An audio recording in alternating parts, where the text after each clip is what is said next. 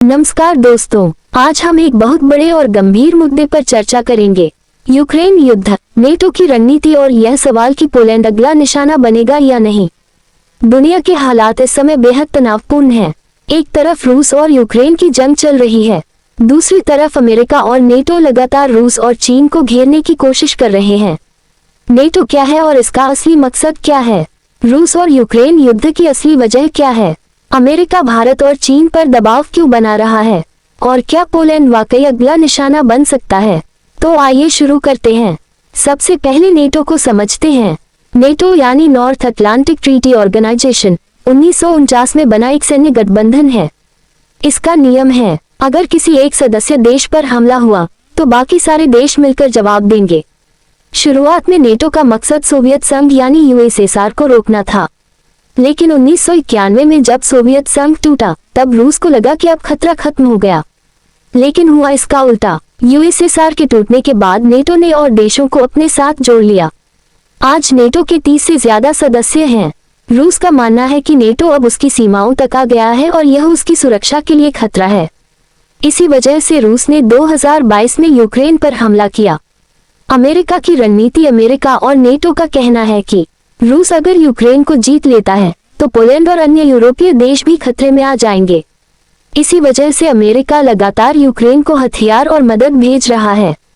Donald Trump जैसे नेता भी कहते रहे हैं, अकेला अमेरिका क्यों लड़े, नेटो के सारे देश और भारत चीन भी हमारे साथ आए।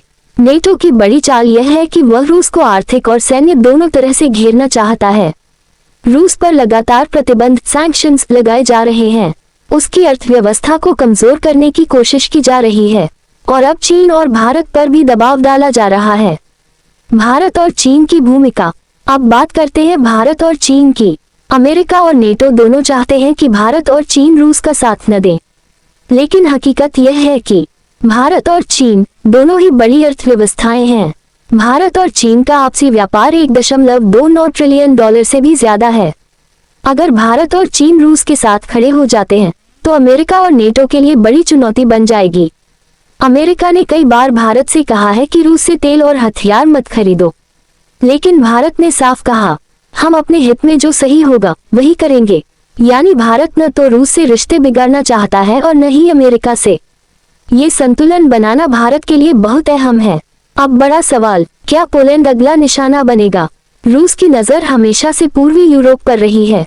अगर रूस यूक्रेन में जीत जाता है तो उसके लिए पोलैंड अगला टारगेट हो सकता है। यही वजह है कि पोलैंड अपनी सुरक्षा के लिए नेटो पर पूरी तरह निर्भर है। नेटो ने पोलैंड में सेना और हथियार तैनात करना भी शुरू कर दिया है। लेकिन अगर रूस पोलैंड पर हमला करता है तो ये सिर्फ पोलैंड और रूस की जंग नहीं होगी, बल्कि पूरा नेटो रूस के खिलाफ उतर जाएगा और यह जंग पूरी दुनिया को घेर सकती है। दोस्तों, आज हालात बहुत नाजुक हैं। एक तरफ रूस और यूक्रेन की लड़ाई जारी है, दूसरी तरफ अमेरिका और नेटो हर हाल में रूस को रोकना चाहते हैं। लेकिन चीन और भारत जैसे देश संतुलन बनाने की कोशिश कर रहे हैं। अगर पोलैंड पर हमला होता है तो ये जंग यूरोप से निकलकर पूरी दुनिया तक फैल सकती है। यानी आने वाले समय में दुनिया एक नए ठंडे युद्ध कोल्ड वॉर की ओर बढ़ रही है। तो दोस्तों, आपको क्या लगता है, क्या नेटो रूस को रोक पाएगा?